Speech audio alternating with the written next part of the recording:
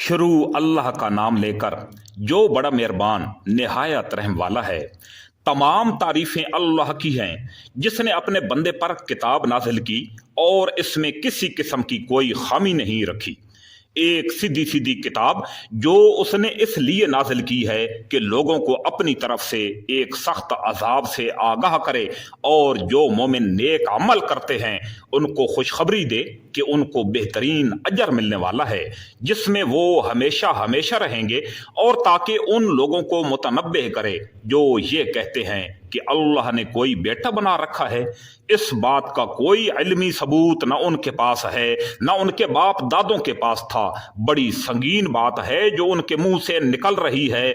जो कुछ वो कह रहे हैं वो झूठ के सिवा कुछ नहीं। अब ए पैगंबर सल्लल्लाहु अलैहि वसल्लम, अगर लोग कुरान की इस बात पर ईमान न लाएं तो ऐसा लगता है जैसे तुम अफसोस कर करके उनके पीछे अपनी जान को घुला बैठोगे। यकीन जानो कि रूए जमीन पर जितनी चीजें हैं हमने उन्हें जमीन की सजावट का जरिया सिर्फ इसलिए बनाया है ताकि लोगों को आजमाएं कि इनमें कौन ज्यादा अच्छा अमल करता है। और ये भी यकीन रखो कि रूए जमीन पर जो कुछ है एक दिन हम उसे एक चटियल मैदान में तब्दील कर देंगे। क्या तुम्हारा ये ख्याल है कि गार और रकीम वाले लोग हमारी निशानियों में से कुछ ज्यादा अजीब चीज थे?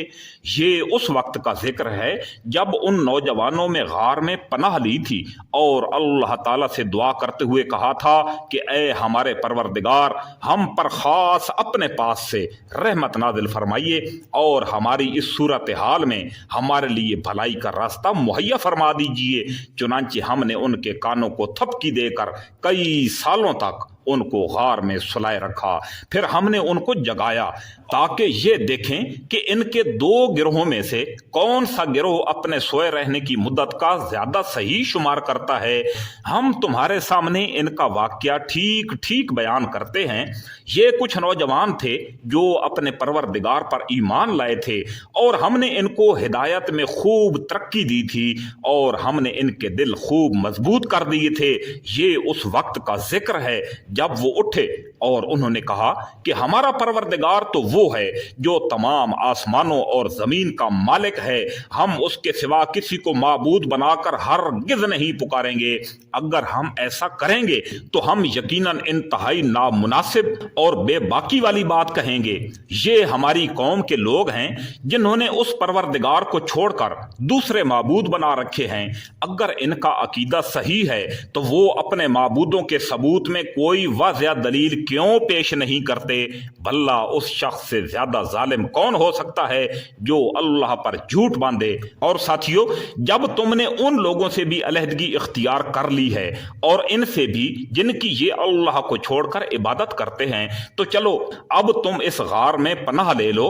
तुम्हारा परवरदिगार तुम्हारे लिए अपना दामन रहमत फैला देगा और तुम्हारे काम में आसानी के असबाब मुहैया करेगा। और वो गार ऐसा था कि तुम सूरज को निकलते वक्त देखते तो वो उस गार के दाएं तरफ हट कर निकल जाता और जब गुरूब होता तो उससे बाएं तरफ कतरा कर चला जाता और वो उस गार के एक कुशादा हिस्से में सोए हुए थे। ये सब कुछ अल्लाह की निशानियों में से एक निशानी है।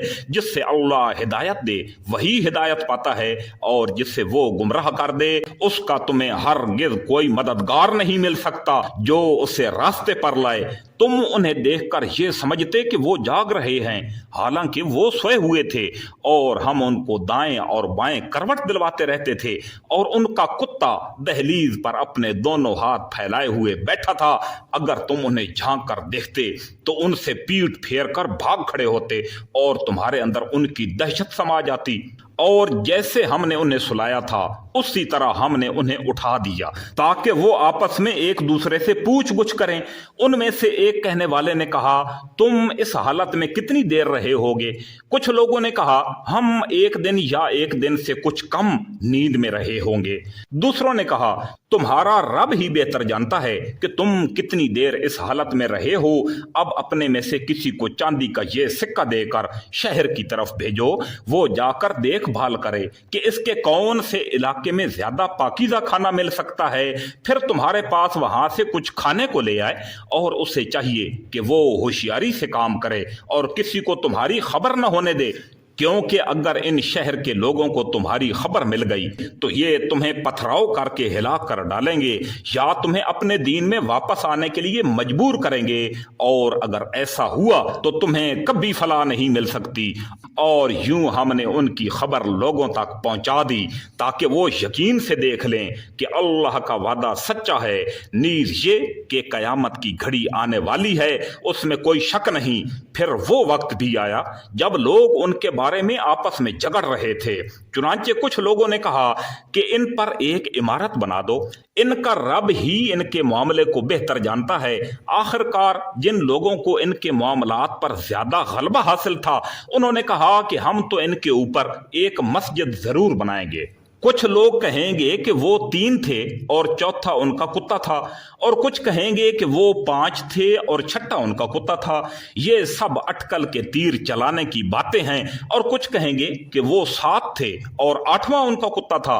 कह दो कि मेरा रब ही उनकी सही तादाद को जानता है, थोड़े से लोगों के अलावा किसी को उनका पूरा इल्म नहीं। लिहाजा इनके बारे में सरसरी गुफ्तगू से आगे बढ़कर कोई बहस न करो और ना उनके बारे में किसी से कोई पूछ गुछ करो। और ए पैगंबर सल्लल्लाहु अलैहि वसल्लम, किसी भी काम के बारे में कभी ये ना कहो कि मैं ये काम कल कर लूंगा। हाँ, ये कहो कि अगर अल्लाह चाहेगा तो कर लूंगा। और जब कभी भूल जाओ तो अपने रब को याद कर लिया करो और कहो मुझे उम्मीद है कि मेरा रब किसी ऐसी बात की तरफ रहनुमाई कर दे जो हिदायत में इससे भी ज्यादा करीब हो। और वो असहाबे काफ अपने गार में 300 साल और मजीद 9 साल यानी 309 साल सोते रहे। अगर कोई इसमें बहस करे तो कह दो कि अल्लाह ही बेहतर जानता है कि वो कितनी मुद्दत सोते रहे। आसमानों और जमीन के सारे भेद उसी के इल्म में हैं। वो कितना देखने वाला और कितना सुनने वाला है, उसके सिवा इनका कोई रखवाला नहीं है, और वो अपनी हुकूमत में किसी को शरीक नहीं करता। और ए पैगंबर सल्लल्लाहु अलैहि वसल्लम, तुम पर तुम्हारे परवरदिगार की तरफ से वही के जरिए जो किताब भेजी गई है उससे पढ़कर सुना दो। कोई नहीं है जो इसकी बातों को बदल सके, और उससे छोड़कर तुम में हरगिज़ पनाह की जगह नहीं मिल सकती। और अपने आप को इस्तकामत के साथ उन लोगों के साथ रखो जो सुबह शाम अपने रब को इसलिए पुकारते हैं कि वो उसकी खुशनुदी के तलबगार हैं, और तुम्हारी आंखें दुनियावी जिंदगी की खूबसूरती की तलाश में ऐसे लोगों से हटने ना पाएं। और किसी ऐसे शख्स का कहना न मानो जिसके दिल को हमने अपनी याद से गाफिल कर रखा है और जो अपनी ख्वाहिशात के पीछे पड़ा हुआ है और जिसका मामला हद से गुजर चुका है।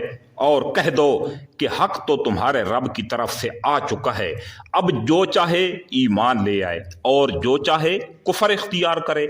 हमने बेशक ऐसे जालिमों के लिए आग तैयार कर रखी है जिसकी कनातें उनको घेरे में ले लेंगी, और अगर वो फरियाद करेंगे तो उनकी फरियाद का जवाब ऐसे पानी से दिया जाएगा जो तेल की तलछट जैसा होगा और चेहरों को भून कर रख देगा।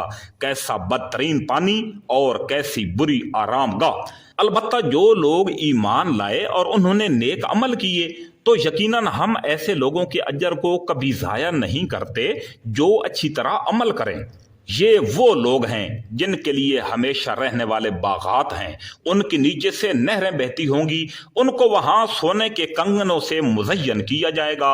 वो ऊंची मसनदों पर तकिया लगाए हुए बारीक और दबीज रेशम के सब्ज कपड़े पहने होंगे।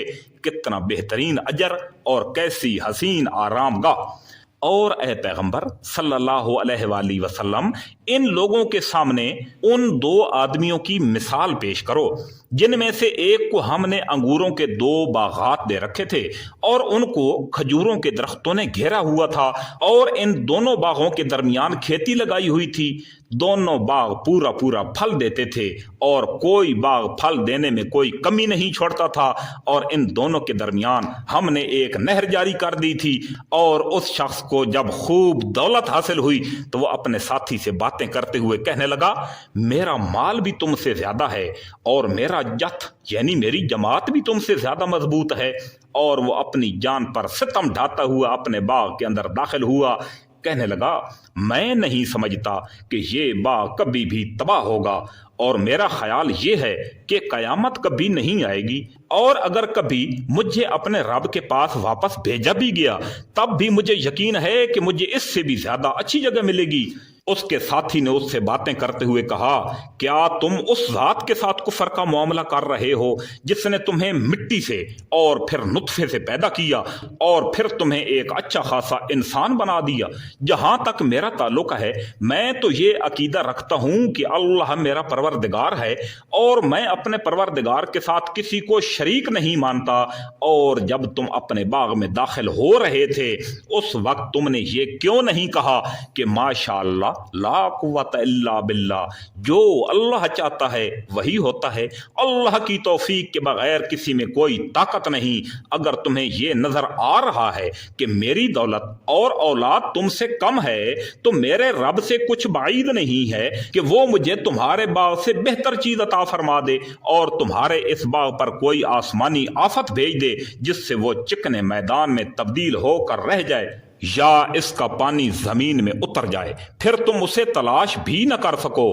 اور پھر ہوا یہ کہ اس کی ساری دولت عذاب کے گھیرے میں آ گئی، اور صبح ہوئی تو اس حالت میں کہ اس نے باغ پر جو کچھ خرچ کر رکھا تھا وہ اس پر ہاتھ ملتا رہ گیا، جبکہ اس کا باغ اپنی ٹہنیوں میں گرا پڑا تھا، اور وہ کہہ رہا تھا، کاش میں نے اپنے رب کے ساتھ کسی کو شریک نہ مانا ہوتا، اور اس سے کوئی ایسا جتھ میسر نہ آیا جو اللہ کو چھوڑ کر اس کی مدد کرتا، اور نہ وہ خود اس قابل تھا کہ اپنا دفاع کر سکے۔ ایسے موقع پر آدمی کو پتہ چلتا ہے کہ مدد کا سارا اختیار سچے اللہ کو حاصل ہے، وہی ہے جو بہتر ثواب دیتا اور بہترین انجام دکھاتا ہے۔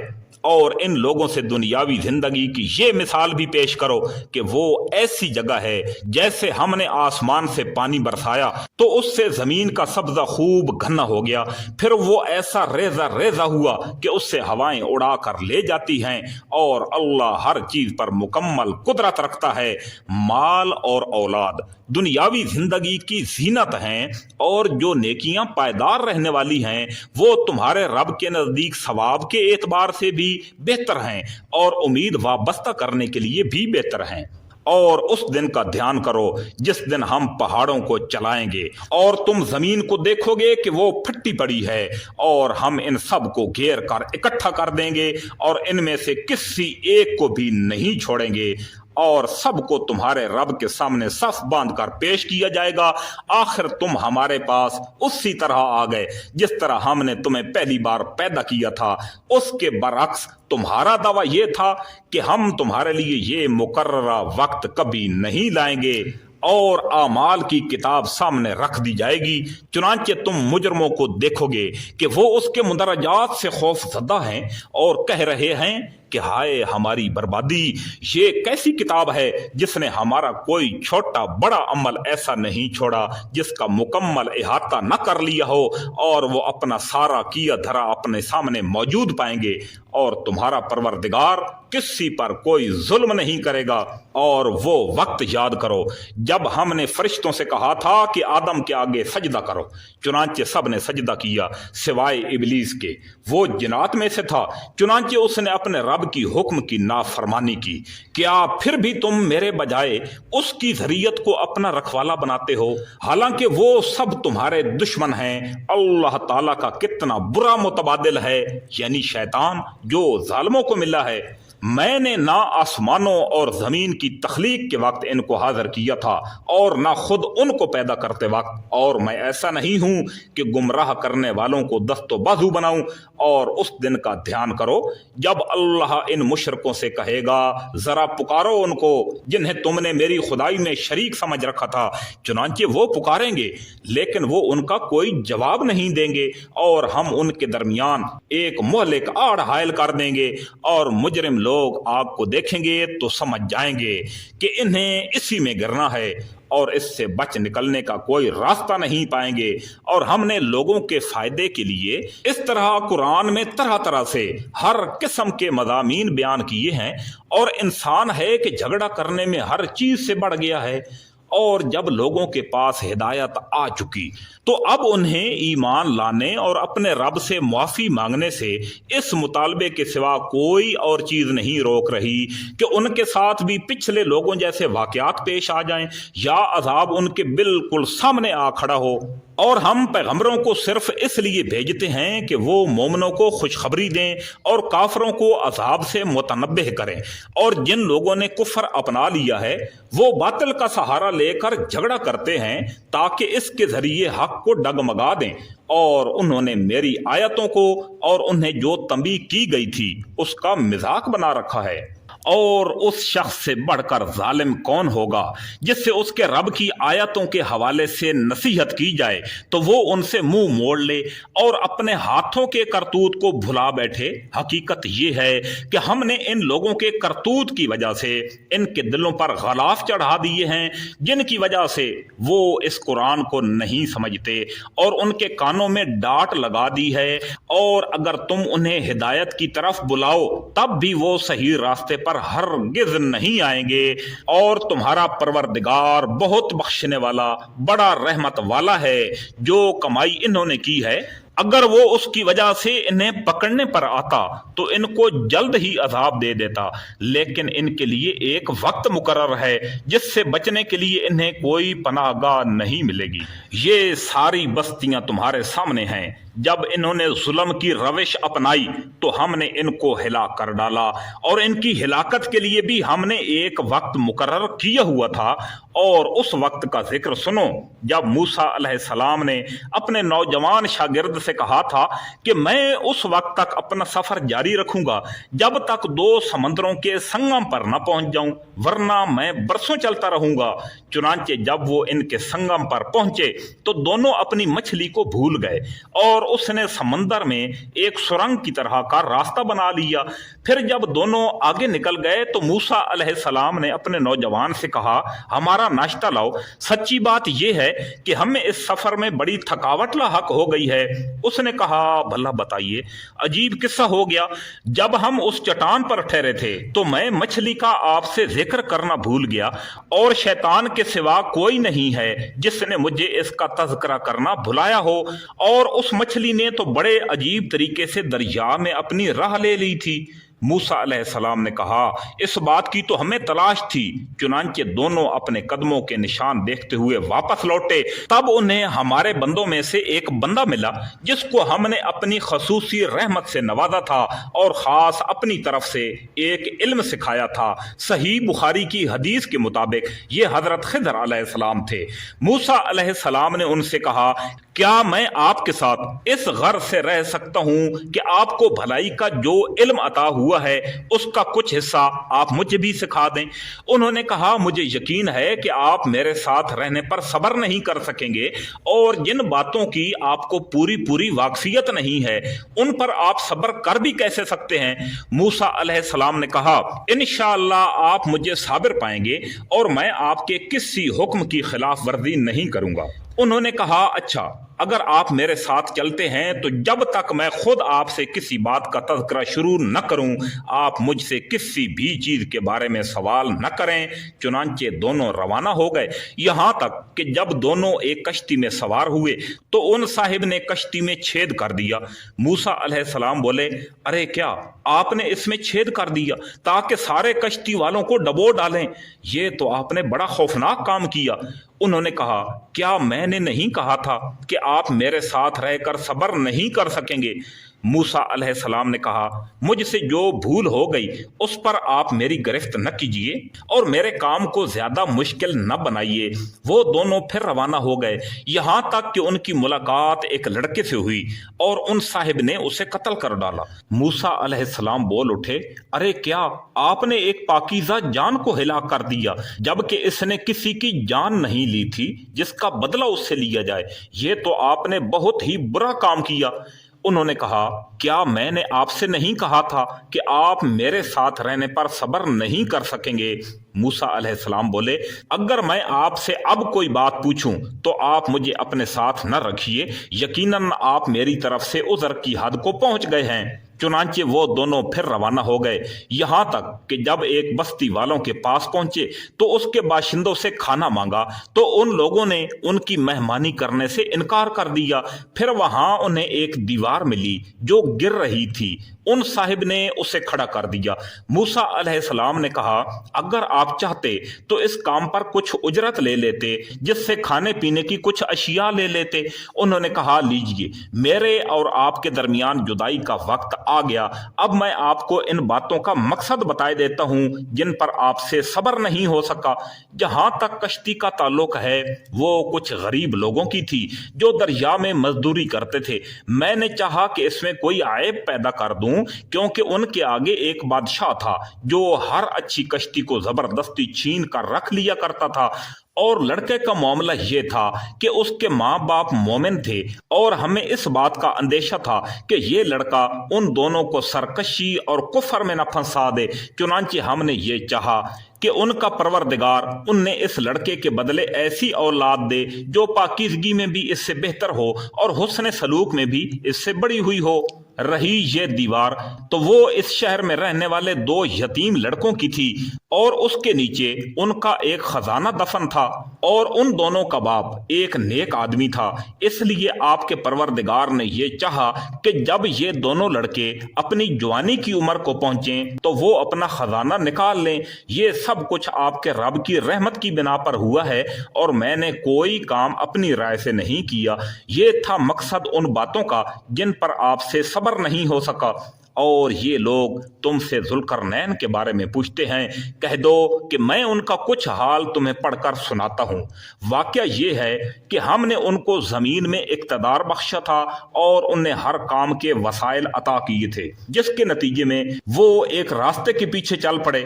यहाँ तक कि जब वो सूरज के डूबने की जगह पहुंचे तो उन्हें दिखाई दिया कि वो एक दलदल जैसे स्याह चश्मे में डूब रहा है और वहां उन्हें एक कौम मिली। हमने उनसे कहा, ए जुल्करनैन, तुम्हारे पास 2 रास्ते हैं, या तो इन लोगों को सजा दो या फिर इनके मामले में अच्छा रवैया इख्तियार करो। उन्होंने कहा, इनमें से जो कोई जुल्म का रास्ता इख्तियार करेगा उससे तो हम सजा देंगे, फिर हम उसे अपने रब के पास पहुंचा देंगे, यानी उसे कत्ल कर दिया जाएगा और वो उसे सख्त अजाब देगा। अलबत्ता जो कोई ईमान लाएगा और नेक अमल करेगा तो वो बदले के तौर पर अच्छे अंजाम का मुस्तहिक होगा और हम भी अपना हुक्म देते वक्त आसानी की बात कहेंगे। उसके बाद वो एक और रास्ते के पीछे चल पड़े, यहां तक कि जब वो सूरज के तलू होने की जगह पहुंचे तो उन्होंने देखा कि वो एक ऐसी कौम पर तलू हो रहा है जिससे हमने इसकी धूप से बचने के लिए कोई ओट मुहैया नहीं की थी। वाकया इसी तरह हुआ और जुल्करनैन के पास जो कुछ साजो सामान था हमें उसकी पूरी पूरी खबर थी।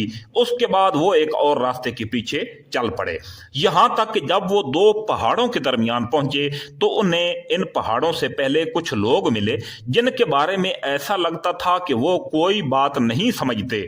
उन्होंने कहा, ए जुल्करनैन, याजूज और माजूज इस जमीन में फसाद फैलाने वाले लोग हैं, तो क्या हम आपको कुछ माल की पेशकश कर सकते हैं जिसके बदले में आप हमारे और इनके दरमियान कोई मजबूत दीवार बना दें। जुल्करनैन ने कहा, अल्लाह ने मुझे जो इक़्तिदार अता फरमाया है वही मेरे लिए बेहतर है, लिहाजा तुम लोग हाथ पांव की ताकत से मेरी मदद करो तो मैं तुम्हारे और उनके दरमियान एक मजबूत दीवार बना देता हूं। मुझे लोहे की चादरें ला कर दो। यहां तक कि जब उन्होंने दरमियानी खला को पाट कर दोनों पहाड़ी सिरों को एक दूसरे से मिला दिया तो कहा कि अब आग दहकाओ। यहां तक कि जब उस दीवार को लाल अंगारा कर दिया तो फिर कहा कि पिघला हुआ तांबा लाओ, अब मैं इस पर अंडेलूंगा। चुनांचे वो दीवार ऐसी बन गई कि याजूज माजूज न उस पर चढ़ने की ताकत रखते थे और न उसमें कोई सुराख बना सकते थे। जुल्करनैन ने कहा, यह मेरे रब की रहमत है कि उसने ऐसी दीवार बनाने की तौफीक बख्शी। फिर मेरे रब ने जिस वक्त का वादा किया है, जब वो वक्त आएगा तो वो इस दीवार को ढा कर जमीन के बराबर कर देगा और मेरे रब का वादा बिल्कुल सच्चा है। اور اس دن ہم ان کی یہ حالت کر دیں گے کہ وہ موجوں کی طرح ایک دوسرے سے ٹکرا رہے ہوں گے، اور سور پھونکا جائے گا تو ہم سب کو ایک ساتھ جمع کر لیں گے، اور اس دن ہم دوزخ کو ان کافروں کے سامنے کھلی آنکھوں لے آئیں گے جن کی آنکھوں پر دنیا میں میری نصیحت کی طرف سے پردہ پڑا ہوا تھا، اور جو سننے کی صلاحیت نہیں رکھتے تھے۔ جن لوگوں نے کفر اپنا لیا ہے، کیا وہ پھر بھی یہ سمجھتے ہیں کہ مجھے چھوڑ کر میرے ہی بندوں کو اپنا رکھوالا بنا لیں گے؟ یقین رکھو کہ ہم نے ایسے کافروں کی مہمانی کے لیے دوزخ تیار کر رکھی ہے۔ کہہ دو کہ کیا ہم تمہیں بتائیں کہ کون سے لوگ ہیں جو اپنے اعمال میں سب سے زیادہ ناکام ہیں؟ یہ وہ لوگ ہیں کہ دنیاوی زندگی میں ان کی ساری دوڑ دھوپ سیدھے راستے سے بھٹکی رہی، اور وہ یہ سمجھتے رہے کہ وہ بہت اچھا کام کر رہے ہیں۔ یہ وہی لوگ ہیں جنہوں نے اپنے مالک کی آیتوں کا اور اس کے سامنے پیش ہونے کا انکار کیا، اس لیے ان کا سارا کیا دھرا غارت ہو گیا۔ چنانچہ قیامت کے دن ہم ان کا کوئی وزن شمار نہیں کریں گے۔ یہ ہے وہ جہنم کی شکل میں ان کی سزا، کیونکہ انہوں نے کفر کی روش اختیار کی تھی اور میری آیتوں اور میرے پیغمبروں کا مذاق اڑایا تھا۔ دوسری طرف وہ لوگ جو ایمان لائے ہیں اور جنہوں نے نیک عمل کیے ہیں، ان کی مہمانی کے لیے بے شک فردوس کے باغات ہوں گے جن میں وہ ہمیشہ ہمیشہ رہیں گے، اور وہ وہاں سے کہیں اور جانا ہی نہیں چاہیں گے۔ اے پیغمبر صلی اللہ علیہ وآلہ وسلم، لوگوں سے کہہ دو کہ اگر میرے رب کی باتیں لکھنے کے لیے سمندر روشنائی بن جائے، یعنی سمندر سیاہی بن جائے، تو میرے رب کی باتیں ختم نہیں ہوں گی کہ اس سے پہلے سمندر خشک ہو چکا ہوگا، چاہے اس سمندر کی کمی پوری کرنے کے لیے ہم ویسا ہی ایک اور سمندر کیوں نہ لے آئیں۔ کہہ دو کہ میں تو تمہارے جیسا ایک انسان ہوں، البتہ مجھ پر یہ وحی آتی ہے کہ تم سب کا خدا بس ایک خدا ہے، لہذا جس کسی کو اپنے مالک سے جا ملنے کی امید ہو، اس سے چاہیے کہ وہ نیک عمل کرے اور اپنے مالک کی عبادت میں کسی اور کو شریک نہ ٹھہرائے۔